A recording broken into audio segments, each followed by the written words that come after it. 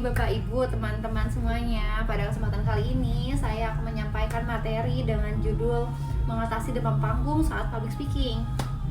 Semoga materi ini bisa membantu untuk lebih percaya diri saat berbicara di depan umum.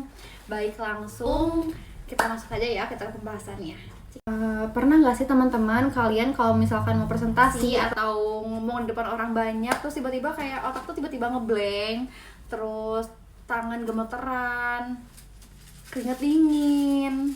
Kalau misalkan pernah, tenang, itu hal yang wajar kok. Kita semua pernah mengalami di posisi itu normal banget ya. Banyak orang yang ngalamin hal yang sama kok, termasuk mahasiswa juga nih.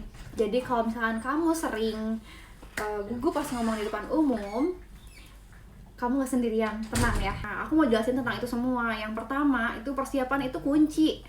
Biasanya kita takut karena ngerasa belum siap. Jadi sebelum tampil, sebisa mungkin kita pahami dulu materinya. Apa yang kita mau jelaskan, bikin poin-poin penting. Terus latihan sebelum kita tampil dalam berpidato atau dalam public speaking di depan banyak orang gitu kan. Nah, nggak harus hafal, tapi kita cukup ngerti kok inti materinya itu apa. Semakin sering kita latihan, kita juga semakin pede loh.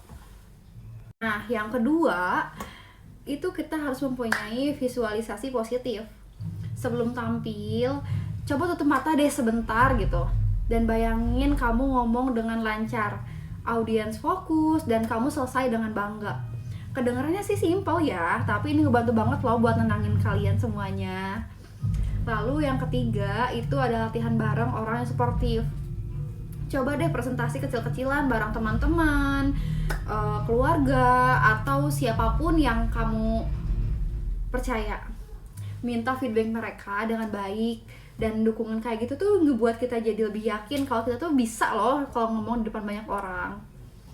Nah, terakhir, jangan lupa nih bilang ke diri kita sendiri hal-hal baik.